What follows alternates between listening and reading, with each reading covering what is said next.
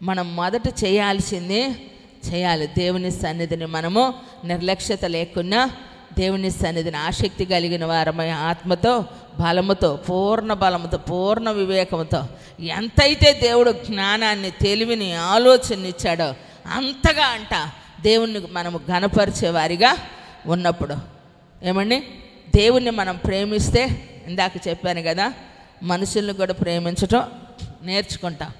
ప్రేమించే మనసు లేకుండా, క్షమించే హృదయం లేకుండా, ఎదుటి మనిషిని సహించే గుణం లేకుండా మరి మనం అర్పించేటువంటి అర్పణ ఏమండి దేవుని సన్నిధిలో అంగీకరించబడిద్ది అంటారా? మనం ఎంట గెలిచి రచ్చగలవాలా? ఏమండి దేవుని సన్నిధిలో సహించలేనివి మన ఎదుట ఉంటాయి, భరించలేనివి మన ఎదుట ఉంటాయి. కానీ దేవుడు మనల్ని ఎంతగా భరించాడు, ఎంతగా ఆయన మనల్ని సహించాడు, దాన్ని మనం జ్ఞాపకం చేసుకుంటే అద్భుతంగా దేవునితో మన ప్రయాణం, మన యాత్ర చేయు దినాలట అతి ప్రియముగా ఉంటుందంట.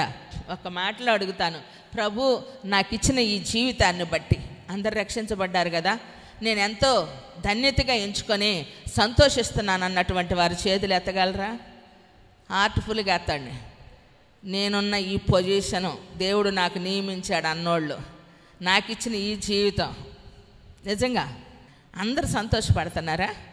దేవుడు ఇచ్చిన ఈ జీవితం అంటే నాకు మంచి భర్తని ఇచ్చాడు, నాకు ఇవ్వాల్సిన ఆయన్నే ఇచ్చాడు, నాకు ఇవ్వాల్సిన పిల్లల్నే ఇచ్చాడు.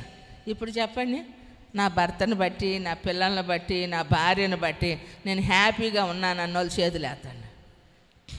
కొంతమంది వెనక చూస్తున్నారు అన్నట్టు ఎత్తారు. ఇంటికి వెళ్ళిన తర్వాత ఇప్పుడు చూసారా కొంచెం నిజం ఒప్పుకున్నారు. ఒప్పుకోలేరు, సంతోషం లేదు. కానీ సంతోషంగా ఉండండి. దేవుడు నిన్ను ఒక వ్యక్తికి ఒక భార్యగా, ఒక వ్యక్తికి ఒక భర్తగా, తల్లిదండ్రులుగా మీకు పిల్లల్ని ఇచ్చాడంటే వాళ్ళు వినేవాళ్ళు కానివ్వండి, విననోళ్ళు కానివ్వండి, రెటమతం వాళ్ళు అయినా, మంచోళ్ళు అయినా, వాళ్ళు పిచ్చోళ్ళు అయినా, వాళ్ళు ఎలాంటి వారైనా, వాళ్ళ వైఖరి బాగలేకపోయినా దేవుడు నిర్ణయించి ఆయన మీకు ఆ బిడ్డల్ని ఇచ్చాడు. ఎందుకంటే ఒకరి ద్వారా మరొకరిని సంపూర్ణం చేయటానికి. మనకు సమస్య లేకపోతే దేవుణ్ణి సమీపించలేమండి. సమస్య లేకపోతే దేవుణ్ణి మనము సమీపించలేం. లోకంలో అంటారు మంచి కూట్లోకి మంచి కూర దొరకదని. అలా అనుకోమాకండి. దేవుడు నిర్ణయించినటువంటి వారే దేవుడు భార్యాభర్తలు. దేవుడు నిర్ణయించిన వారే ఆయన పుట్టిస్తే తప్ప నీ గర్భాన పిల్లలు పుట్టరండి. కాబట్టి దేవుడిచ్చిన కుటుంబం, దేవుడిచ్చిన జీవితం, ఈ సమస్యల మధ్యలో దేవుణ్ణి నేను గనపరుచుకుంటూ నా యొక్క పరిపూర్ణతకు నాంది పలకాలి అంటే మనం ఇచ్చేటువంటి దేవుని సన్నిధిలో చేసేటువంటి సర్వాంగ హోమములు, బలులు ఆయనకు అంగీకారములుగా ఉండాలంటే మొదట హార్ట్ఫుల్గా దేవుణ్ణి స్తుతించాలి.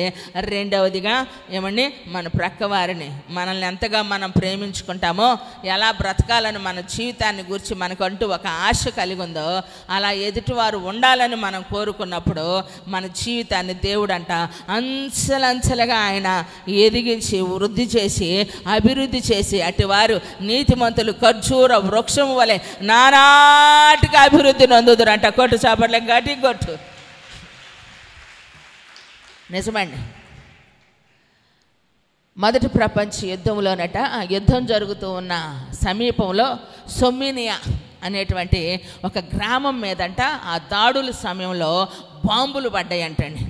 అక్కడ ఒక పెద్ద హాస్పిటల్, దానిలో ఉన్న మందులు అన్నీ కాలిపోయారు. చిన్న చిన్న ఇళ్ళన్నీ కాలిపోయినాయి. అలాగనే ఎంతోమంది గాయపడినటువంటి వారినంట పరుగులు తీస్తూ ఉంటే ఒక దేవాలయంలోనికి తీసుకొచ్చారట. ఆ తీసుకొచ్చినటువంటి వారిలో ఒక కాలు కట్ అయిపోయిందంట ప్రియులారా. అప్పుడు డాక్టర్స్ ఉన్నారు కానీ మత్తు ఇవ్వటానికి అదేమంటారు దాన్ని, ఎనస్థీషియా అట, మత్తు ఇచ్చేది లేదట. అప్పుడు డాక్టర్స్ అన్నారట, నువ్వు బాగా తట్టుకోవాల్సి వచ్చింది, మేము ఇప్పుడు ఆ సర్జరీ పడకపోతే నీకు ప్రమాదంలోనికి వెళ్ళిపోతావు, నువ్వు తట్టుకోవలసి ఉంది, మేము ఆపరేషన్ చేయాలి, ఆ డ్యామేజ్ అంతా తొలగించాలి అంటే ఆ కాలు గాయపడిన ఆ వ్యక్తి అన్నారంట, ప్లీజ్ వెయిట్ అని చెప్పి అడిగి అంటున్నారంట. అది చర్చిలో కదా, నేను పట్టుకోగలిగినట్లుగా ఆ బలిపీఠం యొద్ద కనపడేటట్లుగా నా తలని త్రిప్పండి, నా తలను త్రిప్పండి అని చెప్పి వాళ్ళకంటే అడ్వైజ్ చేసి తల అటువైపు తిప్పించుకొని కూర్చుంటే మందు లేకుండా, మత్తు మందు లేకుండా ఏమండి అతనికి సర్జరీ జరుగుతూ ఉన్న సమయంలోనంట కుయిక్ మనలేదంట. ఎందుకంటే 53వ అధ్యాయము చక్కని మాట ఉంటుంది. దేవునికి మహిమ కలుగునుగాక.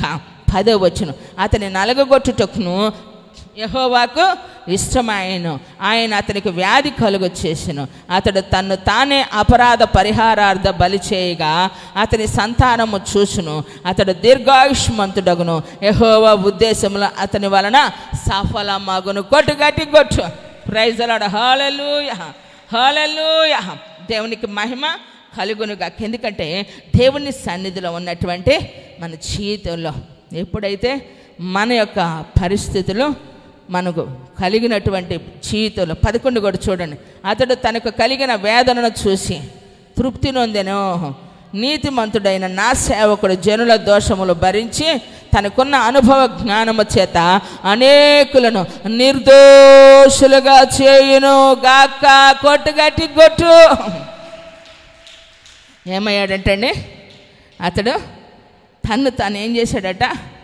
నీతిమంతుడైన తన సేవకుడట జనుల దోషమును భరించేదానికి సిలువలో ఆయన ఎంతగా సహించాడో, ఈ కాలు తగిలిన ఈ గాయం నయం అవటానికి నేను సహించలేనా అని సిలువ వైపు చూసి, బలిపీఠం దగ్గరున్న సిలువ వైపు చూసి ఆపరేషన్ చేయించుకున్నాడంటండి. నమ్మశక్యమేనా? చరిత్ర రాసింది ఇది. చరిత్ర చెప్పినా నిజం, నేను చెప్పిన మాట కాదు, అల్లిక కాదు, కట్టు కాదు, నగ్న సత్యం. కొట్టు చప్పట్ల గట్టి కొట్టు. కాబట్టి నా ప్రియ సహోదరి సహోదరులారా, దేవుని సన్నిధిలో ఈరోజు ప్రతి పరిస్థితుల గుండా మనం సహించుకుంటూ ఓర్చుకుంటూ నిలబడగలిగిన వారిగా దేవుని సన్నిధిని ఆయన వైపు మనం ఎప్పుడైతే చూస్తూ ప్రతి ఒక్కరి దోషములను భరించగలిగినట్లుగా దేవుని సన్నిధిలో మనకిచ్చిన అనుభవ జ్ఞానము చేత దేవుడు మన దోషములను భరించినట్లుగా, అనేక మంది దోషములను భరించినట్లుగా, వారిని మనం ప్రేమతో వారిని ప్రేమించినట్లుగా దేవుడు మనకు అట్టి కృప దయచేయును గాక. ఎందుకంటే చివరికి ఒక మాట చూపిస్తాను మీకు. హల్లెలూయా, హల్లెలూయా. ఎందుకంటే 1 కొరింథీయులకు రాసిన పత్రిక 16వ అధ్యాయము 22వ వచనం,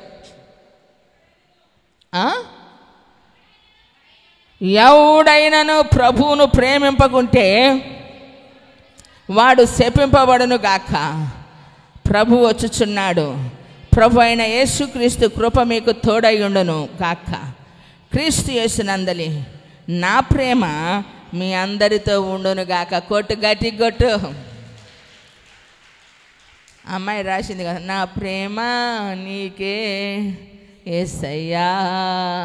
ఇప్పుడు మీ ప్రేమ మాకు సొంతం, మా ప్రేమ మీకు సొంతం, మీ ప్రేమ మీ ఇంట్లో వారికి సొంతం. ఇలా అనుకుంటూ దేవుని సన్నిధిలో ఆయన ప్రేమించేటువంటి మనమంట ఏమంటే ఆశీర్వదించబడతాం. ఆయన ప్రేమింపకుంటే శపించబడతారట.